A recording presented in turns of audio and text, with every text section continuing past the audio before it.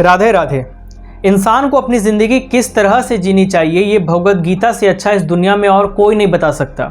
हम इंसानों की ज़िंदगी में जितने भी वो सवाल हैं जो हमें परेशान किया करते हैं, इन सब के जवाब भगवत गीता में मौजूद हैं। एक बार बस पढ़ने की ज़रूरत है। हमारे ज़िंदगी में, आपकी ज़िंदगी में जो जो सवाल आते हैं उन सब को अर्जुन ने भगवान श्री कृष्ण से आज से 5000 साल पहले आपके बिहाफ पर पूछ लिया है और श्री कृष्ण ने सबका जवाब दे भी दिया है भगवत गीता में।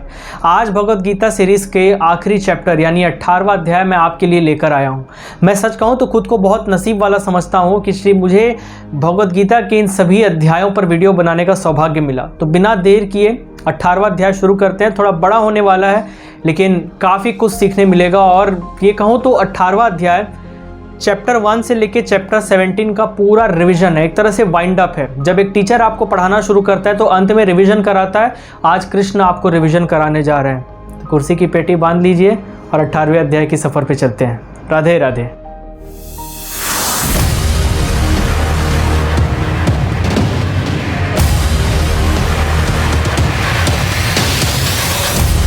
इसके बाद अर्जुन भगवान श्री कृष्ण से कहते हैं, संन्यासस्य महाबाहो तत्त्वमिच्छामि वेदितुम त्यागस्य च ऋषिकेश पृथक केशि निषूदनः।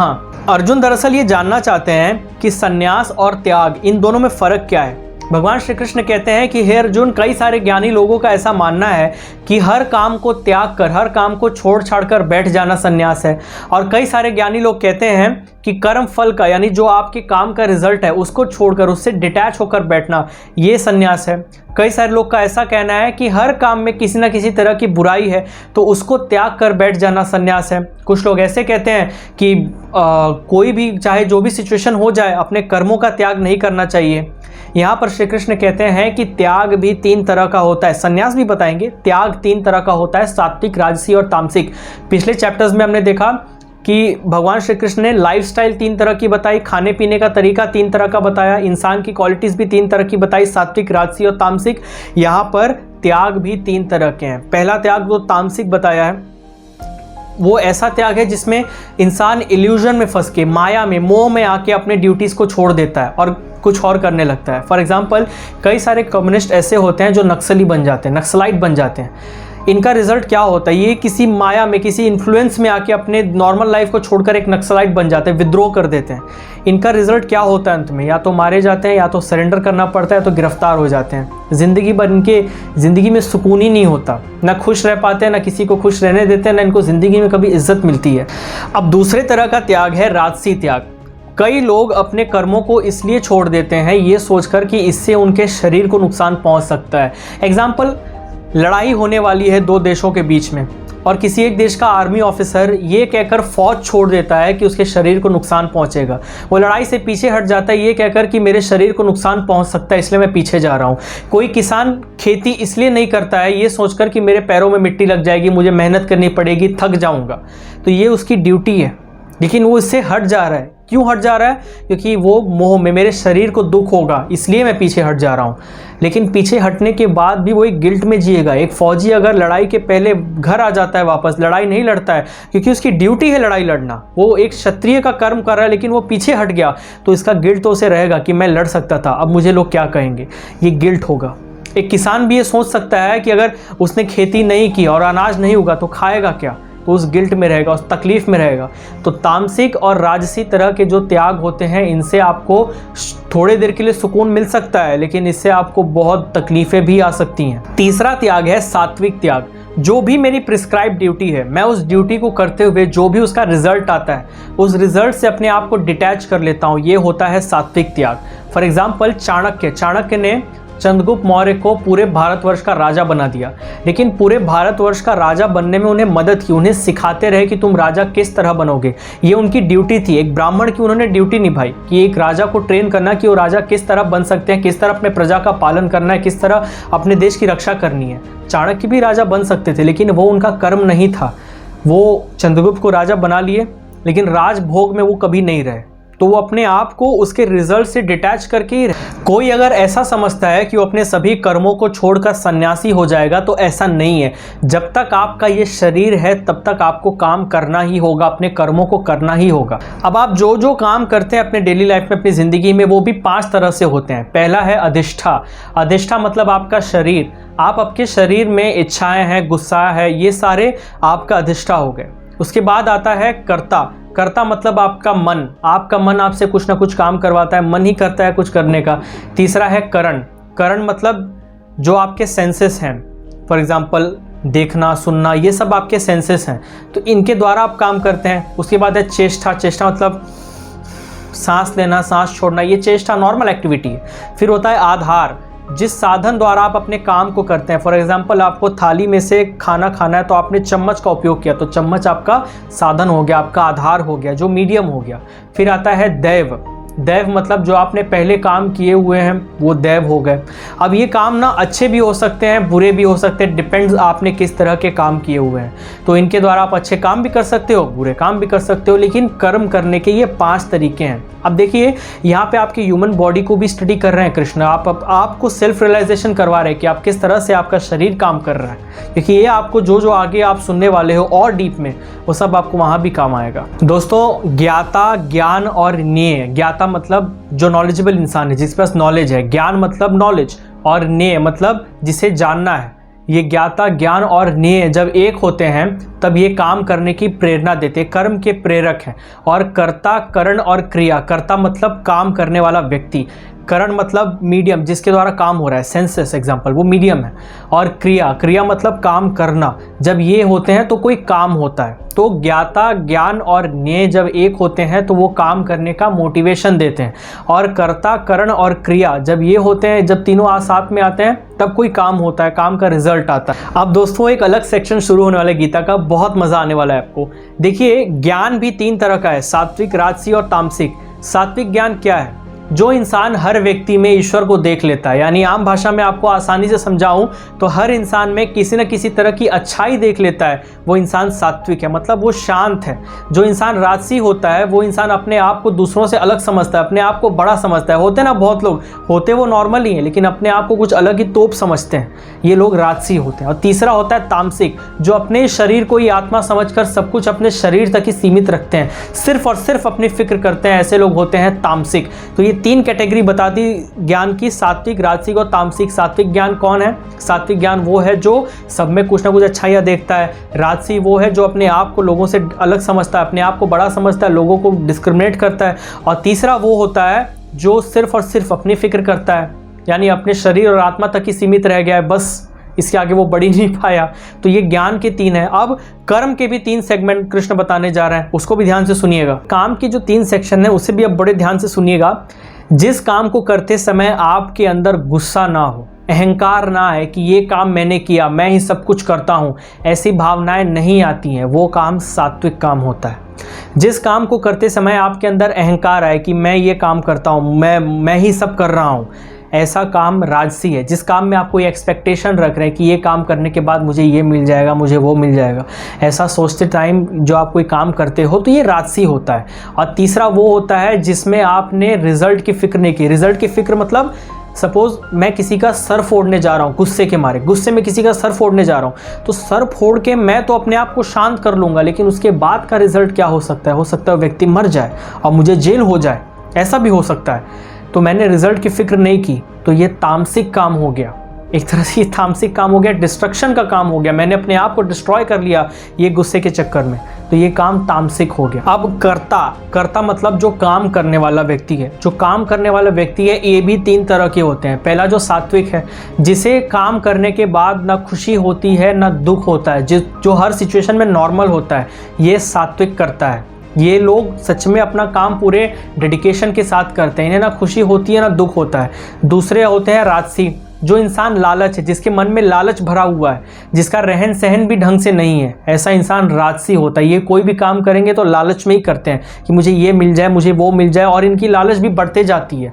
और तामसिक मतलब जिनके अंदर अहंकार हो, घमंड हो कि मैं करता हूँ, सब मैं ही करता हूँ, मेरे सामने कोई कुछ नहीं है, ये जब भावना लोगों में आ जाती है, जो प्रोक्रास्टिनेट करते हैं, जिनके अंदर आलस होता है, ये लोग तामसिक होते हैं, ये लोग तामसिक करते हैं। ये लोग जो भी काम करेंगे उसको ढंग से करते नहीं हैं और फिर भी इल्ज़ाम किसी और पर लगा देते हैं, अपनी गलतियां कभी नहीं मानते हैं ऐसे लोग। तो ये कर्ता के भी 3 कैटेगरीज यहाँ कृष्ण ने बता दी है। अब आगे बुद्धि के 3 कैटेगरीज कृष्ण बताएंगे। देखिए यहाँ पर जो हमारे लाइफ में जो हम डेली यूज़ करते हैं, मतलब यहाँ पर कृष्ण आपको अलर्ट कर रहे हैं, मुझे अलर्ट कर रहे हैं कि जब हम अपने आसपास के लोगों से डील करते हैं तो उन्हें आइडेंटिफाई कर लो कि वो किस तरह के लोग हैं और क्या हमें उनसे डील करना चाहिए या नहीं करना चाहिए। ये सब आप इन्हीं सब क्वालिटीज़ के द्वारा जो 3 सेक्शन कृष्ण बता रहे हैं, इन सबको ही अप्लाई करके अपने लाइफ में आप काम करोगे तो आप कभी हार नहीं पाओगे।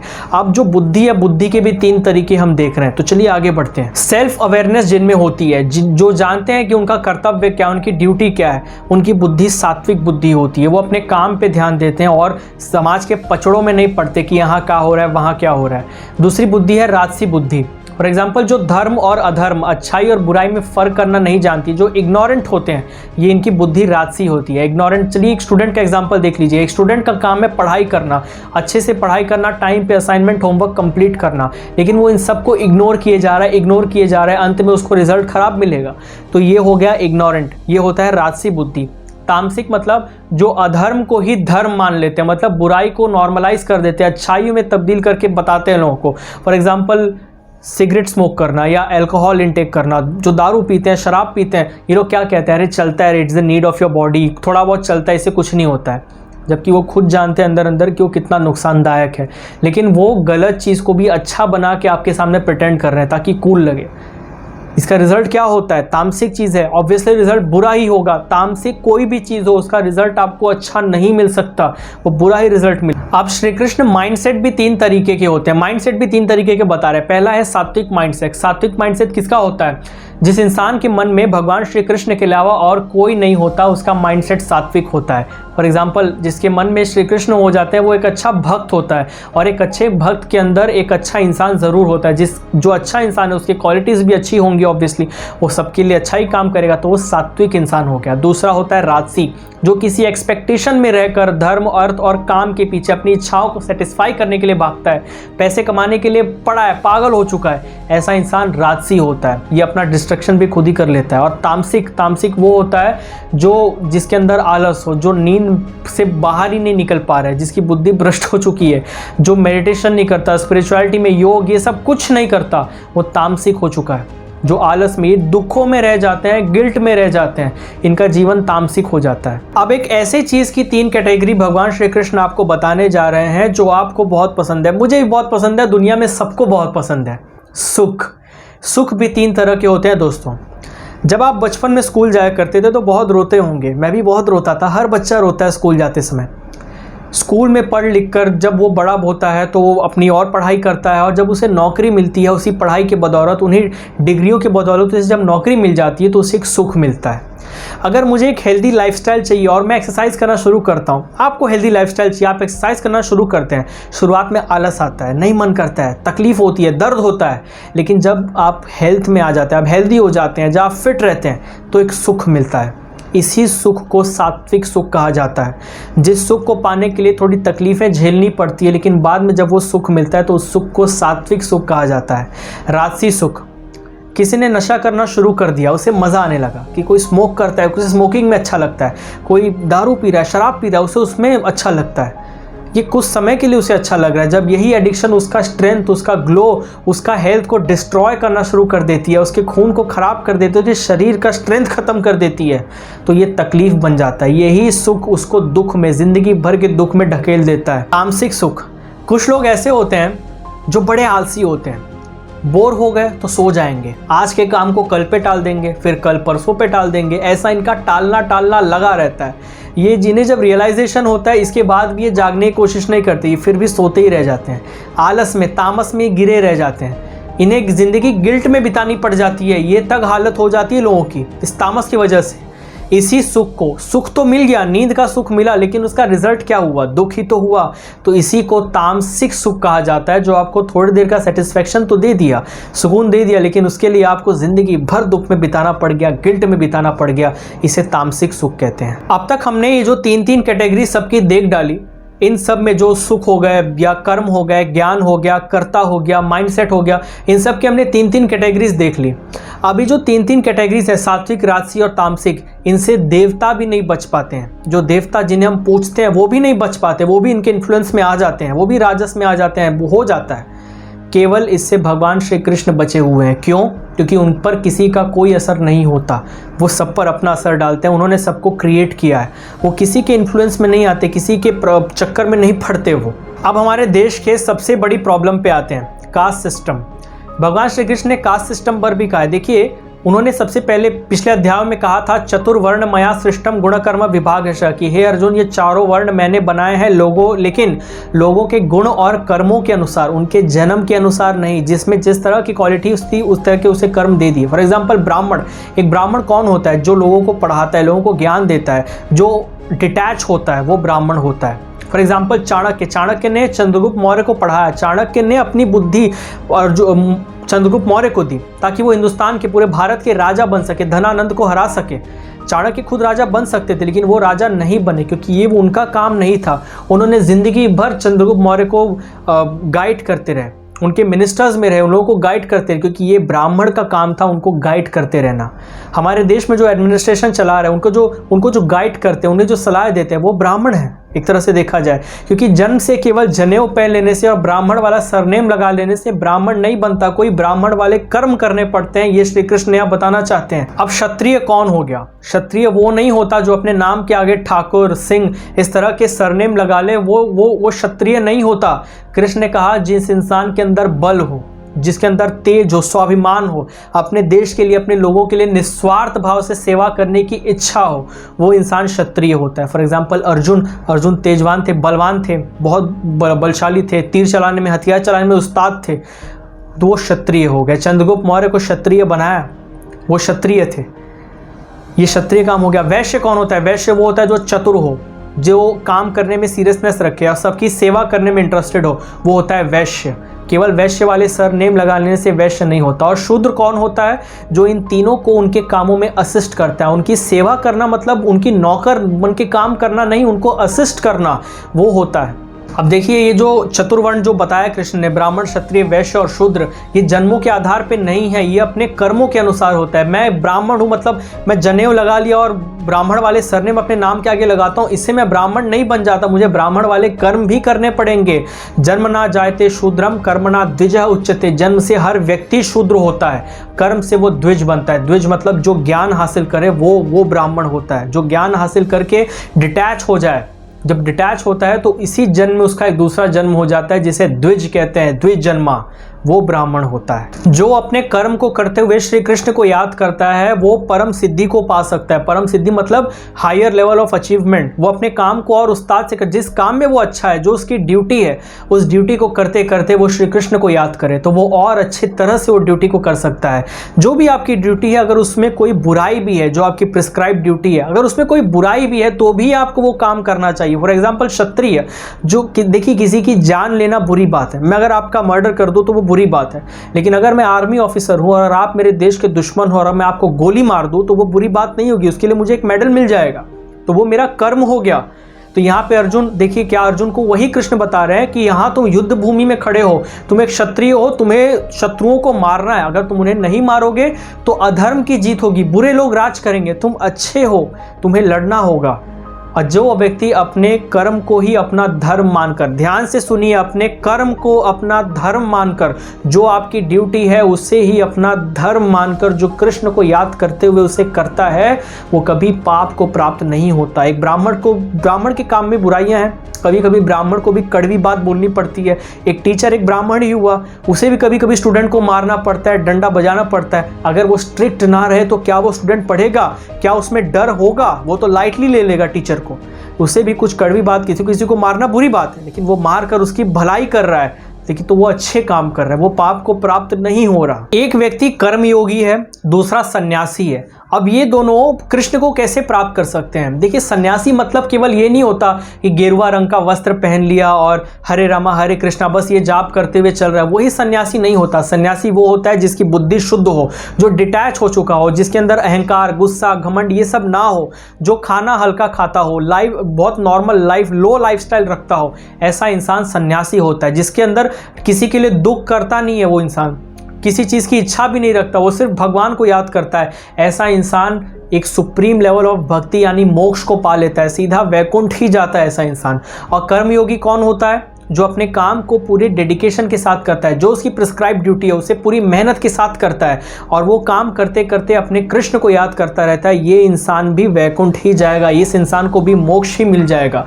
यहाँ पर श्री कृष्ण अर्जुन से कहते हैं कि अर्जुन तुम गुण से क्षत्रिय हो, क्षत्रियता तुम्हारे खून में बह रही है। अगर युद्ध शुरू भी हो जाए, तुम ना चाहते हुए भी युद्ध करोगे, क्योंकि वो तुम्हारा कर्म है, तुम अपने कर्म से भाग नहीं सकते। जब दुर्योधन की तलवार तुम्हारे गर्दन पे आएगी तो तुम्हारी ढाल अपने आप बचाव में उठ जाएगी, वहां तुम्हारा मोह नहीं आएगा, क्योंकि तुम्हें तुम्हारा कर्म करना है, तुम्हें उससे बच के नहीं रह सकते अर्जुन, तुम्हें उठना होगा, तुम्हें युद्ध करना होगा। 18वें अध्याय फाइनल चैप्टर है, कृष्ण बहुत एनर्जी में है, अब काफ़ी एनर्जी आपके अंदर भी आने वाली है। कृष्ण काफ़ी एनर्जी में आ चुके हैं और अर्जुन को कहते हैं तुम्हें उठना होगा और युद्ध करना होगा। अब ये जो गोपनीय से गोपनीय ज्ञान, मतलब जो सीक्रेट ऑफ सीक्रेट है, जो सबसे गुप्त ज्ञान है, जो सबके पास नहीं होता, वो ज्ञान भगवान श्री कृष्ण ने अर्जुन को दे दिया। और उसके बाद कहते हैं यथेच्छसि तथा कुरु, कि अर्जुन मैंने तुम्हें ये सारा ज्ञान बता दिया, अब तुम्हारी जैसी इच्छा हो तुम वैसा करना, अब मैं तुम्हें आगे कुछ नहीं बताऊंगा। देखिए, फर्स्ट सेकंड चैप्टर में अर्जुन ने भगवान श्री कृष्ण से कहा था कि हे केशव, मैं आपको गुरु के रूप में स्वीकार करता हूं, आप मुझे स्टूडेंट मान के बताओ। कृष्ण ने टीचर का पूरा कर्तव्य निभाया। टीचर का काम क्या होता है? एग्जाम के पहले बच्चे को जी जान से पढ़ाना। कृष्ण ने अर्जुन के सारे सवालों का जवाब दिया और अंत में क्या कहा? यथेच्छसि तथा करो। अब तुम्हारा टेस्ट शुरू हो रहा है, तुम्हें जैसा अच्छा लगे तुम वैसा करना, तुम्हारे पास सारे स्किल्स हैं, तुम्हें बुद्धि मैंने दे दी है, तुम्हें गोपनीय ज्ञान मैंने दे दिया, अब तुम्हें जैसा सही लगता है वैसा करो। हे अर्जुन, तुम अपने कर्म को करते रहो और मेरे इस स्वरूप को मतलब जो भगवान विष्णु का चतुर्भुज रूप है, जिसमें वो शंख चक्र गदा और कमल का फूल लिए, पीले रंग की धोती और शेषनाग पर बैठे हुए हैं, मेरे इस स्वरूप को कभी मत भूलना, तुम अंत में मेरे पास ही आओगे, ये मेरा वचन है। हे अर्जुन, मैंने तुम्हें ये गीता इसलिए सुनाई है क्योंकि तुम मुझे प्रिय हो। गीता केवल वही सुन सकता है और वही सुना सकता है जो भगवान का प्रिय हो, जो भगवान में विश्वास रखता हो, क्योंकि कृष्ण से प्यार नहीं कर मतलब जो कृष्ण से प्यार नहीं करता वो गीता में विश्वास क्या करेगा। इसलिए भगवान श्री कृष्ण आगे कहते हैं कि गीता सबको ज्ञान नहीं देना चाहिए, इस गीता का ज्ञान हर कोई डिजर्व नहीं करता है। जो कृष्ण में ही विश्वास ना रखे, कृष्ण का ही निरादर करता रहे, जो कृष्ण की बातों का गलत मतलब निकालता रहे, कृष्ण की इंसल्ट करता रहे, जो उस कृष्ण से प्यार ही नहीं करता, वो गीता को पर विश्वास कैसे करेगा। अब मैं आपको कोई बात बता रहा हूँ और आप मुझ पर विश्वास ही नहीं करते, मैं आपको फूटी आंख नहीं भाता हूँ, ऐसा इंसान मतलब आप मुझ पर विश्वास कैसे करोगे। तो जब आप कृष्ण से प्यार ही नहीं करते, आप कृष्ण की बातों को मानने को तैयार ही नहीं हो, तो कृष्ण की गीता आप पे असर क्या करेगी। इसके बाद श्री कृष्ण कहते हैं कि मेरी सबसे बड़ी सेवा है गीता का विस्तार, गीता का ज्ञान लोगों तक फैलेगा, वो मुझे अच्छा लगता है, लेकिन उसके पास जो गीता के ज्ञान की वैल्यू कर सके, सबको गीता का ज्ञान नहीं दिया जा सकता। गीता का ज्ञान देना और लेना ये दोनों श्री कृष्ण को बहुत अच्छा लगता है। जो लोग ये काम करते हैं वो कृष्ण को बहुत प्रिय हैं। बधाई हो, आप कृष्ण को प्रिय हैं, क्योंकि आज आपको ये गीता का ज्ञान मिला। भले ही मेरे थ्रू मिला, मुझे किसी और के थ्रू मिला, मेरे पापा ने मुझे गीता दी थी और मुझे उनके थ्रू मिला, उन्हें कहीं और से मिला होगा। ये चला आ रहा है, ये रुकेगा नहीं, ये हमेशा चलता रहेगा। वहाँ पे संजय धृतराष्ट्र को ये पूरी सुना रहे थे, लाइव टेलीकास्ट कर रहे थे।